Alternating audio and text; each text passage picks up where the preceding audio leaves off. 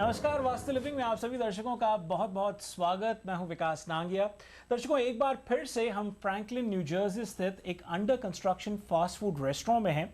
अपने पिछले अंक में हमने पल्लवी जी से, अपनी वास्तु और फंक्शुई कंसल्टेंट पल्लवी जी से बातचीत करी थी इस फास्ट फूड रेस्टोरेंट के एक्सटीरियर के बारे में, मेन डोर के बारे में, वेस्टिब्यूल एरिया के बारे में, सीलिंग, फ्लोर, उसके अतिरिक्त हमने सर्विस काउंटर के बारे में बात करी थी, ड्राइव थ्रू विंडो पर चर्चा हुई थी, तमाम पहलुओं पर चर्चा हुई थी और कहीं ना कहीं बातचीत आकर के थमी थी इस फास्ट फूड रेस्टोरेंट के ओनर्स, कॉन्ट्रैक्टर्स के साथ, और साथ ही साथ थमी थी किचन एरिया के बारे में बातचीत करने पर। इस अंक में हम पल्लवी जी से किचन एरिया के बारे में बात करेंगे, इलेक्ट्रिकल पैनल के बारे में बात करेंगे और ओनर के ऑफिस के बारे में चर्चा होगी और साथ ही साथ बात होगी wet storage, dry storage area के बारे में। पल्लवी जी, कार्यक्रम में आपका बहुत बहुत स्वागत है। शुक्रिया। तमाम पहलू पर हमने चर्चा करनी है। शुरुआत किचन एरिया से करते हैं जी।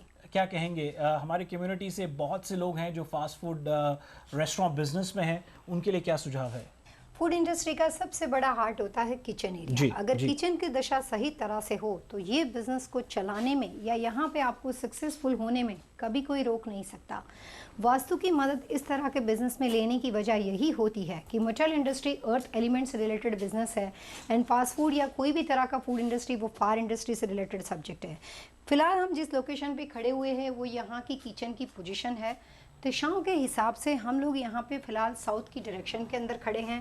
साउथ और साउथ ईस्ट के अंदर बनाई गई किचन व्यवस्था इस बिज़नेस को आगे बढ़ाने में बहुत फ़ायदा करती है। सबसे बड़ी महत्वपूर्ण बात यह है कि फूड इंडस्ट्री के अंदर जब इस तरह का कोई भी फास्ट फूड या रेगुलर रेस्टोरेंट डिज़ाइन की जाती है तो वहाँ पे इलेक्ट्रिकल पैनल की पोजीशन और यहाँ पे होने वाले कुकिंग पोजीशन यानी कि फायर की पोजीशन, दोनों का इम्पोर्टेंस बहुत ज़्यादा होता है।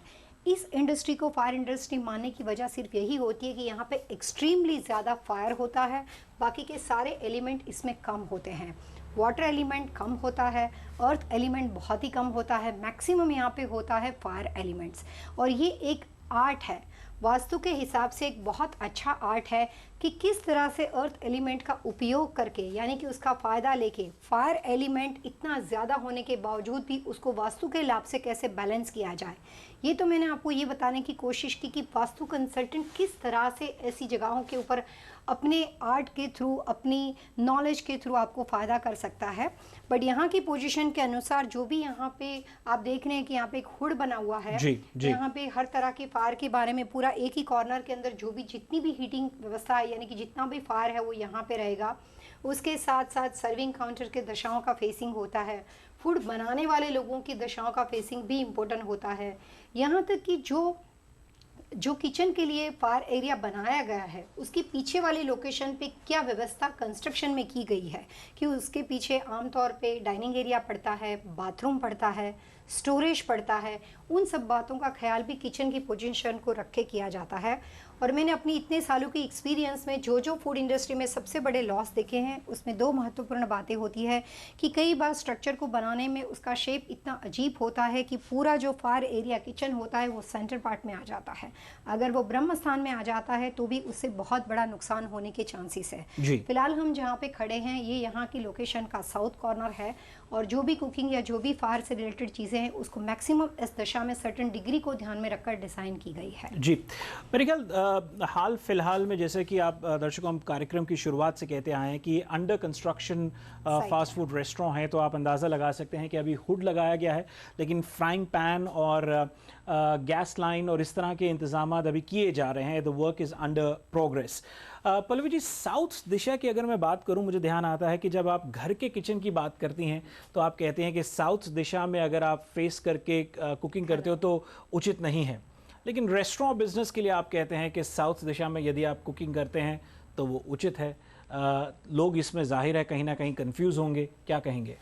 वास्तु के हिसाब से जैसे आप रियल मंदिर बनाते हो, कोई भी तरह का अगर आप मंदिर बनाते हो तो वहाँ पे कोई भी भगवान की प्रतिमा यानी कि जो भी ईश्वर को आपको उनकी स्थापना करनी है या जो उनका घर बनाना है उसके रूल्स एंड रेगुलेशन डिफरेंट होते हैं। लेकिन यही मंदिर जब घर का होता है यानी कि आम आदमी का जब वो मंदिर होता है तो उसकी पोजिशन कुछ स्टैंडर्ड स्पेसिफिकेशन फिक्स कर दी गई है। वहाँ पर नो डाउट इफेक्ट जो होती है वो ऐसी होती है कि वहाँ पर पूरे घर को शांति मिलती है, लेकिन वो ज़्यादातर उसके नियम और रियल मंदिर के नियमों में बहुत बड़ा फर्क होता है। सेम उसी तरीके से वास्तु के अनुसार रेस्टोरेंट के किचन के नियम और घर के किचन के नियमों के अंदर बहुत बड़ा फर्क होता है, क्योंकि वास्तु के हिसाब से सबसे बेस्ट दिशा जो कि फास्ट फूड बिजनेस या कोई भी तरह के रेस्टोरेंट बिजनेस को सक्सेसफुल बनाने के लिए होती है, वो होती है किचन का साउथ में होना, किचन का साउथ ईस्ट में होना। क्योंकि साउथ जो कॉर्नर है वो यूनिवर्सल वास्तु के नियमों के अनुसार फायर से रिलेटेड दिशा है, जो आदमी को नाम, फेम, प्रॉस्पेरिटी प्रोवाइड करता है। जब कभी आप इस तरह की कोई भी व्यवस्था करते हो और अगर आपके साउथ में आपने बहुत ज़्यादा पानी रखा हुआ है, किसी भी तरीके से वहाँ पे कोई अंडरग्राउंड वेल वगैरह बना हुआ हो, कोई भी टॉयलेट बाथरूम की व्यवस्था गलत दिशा में बनी हुई हो, तो वहाँ पे होने वाली इनकम के साथ साथ एक्सपेंस यानी कि इनकमिंग और आउटगोइंग को कंट्रोल करना मुश्किल हो जाता है। और कई बार गलती से अगर आग और पानी इकट्ठे हो जाते हैं तो कुछ तरह के इंसिडेंट होने के चांसेस भी बढ़ जाते हैं। नो डाउट उसकी एक टाइम लिमिट होती है। यही सब छोटी छोटी बातों को ध्यान में रखकर यहाँ पे किचन डिज़ाइन किया गया है। और ज़्यादातर रेस्टोरेंट किचन के अंदर जैसे हम बोलते हैं कि रेस्टोरेंट का सारा खाना बहुत ज़्यादा हेल्थी और बहुत अच्छा हेल्थ के लिए नहीं होता है, लेकिन लोग अपने शौक़ के लिए खाते हैं। यहाँ पे हर छोटी छोटी बातों को ध्यान में रखकर किचन व्यवस्था हर छोटी बातों को ध्यान में रखकर की जाती है। जब कोई भी बिज़नेस का ऑनर खुद वास्तु में बिलीव करता है तो उसकी कोशिश ये होती है कि जो भी सर्विस उसके थ्रू प्रोवाइड की जाए वो सबसे बेस्ट हो। जी, किचन की अगर ख़ास बात ध्यान दी जाए तो पिछले अंक में हमने दर्शकों को बताया था कि ये रेस्टोरेंट जो है वेस्ट फेसिंग है। तो यहाँ से हमने मान लीजिए पल्लवी जी कुकिंग किया और कुकिंग करने के बाद ये सर्विंग एरिया है जहाँ पर half cook semi finish food जाएगा और उसके बाद जब काउंटर पे लेके जाया जाएगा तो बेसिकली जो काउंटर से जो व्यक्ति सर्व करेगा कस्टमर को, तो ये स्टाफ का रिप्रेजेंटेटिव वेस्ट फेसिंग है और जो कस्टमर है वो ईस्ट फेसिंग है। ये व्यवस्था उचित है क्या? कई बार ऐसा होता है कि जो बिज़नेस की आपने व्यवस्था की है वो वहाँ पे मैग्नेटिक नॉर्थ और ट्रू नॉर्थ उसमें कितना डिफरेंस है वो देखा जाता है। जैसे कोई भी साइट को अगर आप गूगल से देखते हो तो वहाँ पे मैग्नेटिक नॉर्थ बताता है, लेकिन वो स्ट्रीट का रास्ता जब टर्न लेता है या कोई भी तरह की ऐसी व्यवस्था हो तो वहाँ पे ट्रू नॉर्थ बदल जाता है। यहाँ पे जो भी व्यवस्था बताई गई है उसके ट्रू नॉर्थ को ध्यान में रखकर ऐसी अरेंजमेंट की गई है कि रजिस्टर से जब आप किसी भी प्रोडक्ट को देते हो या जो भी आदमी इसके साथ जुड़ता है तो उसका फेसिंग और उसका कन्विंसिंग पावर, उसकी व्यवस्था सारी उस तरह की बनाई गई है कि जिसकी वजह से लोगों को सबसे ज़्यादा सेटिस्फेक्शन मिलना चाहिए।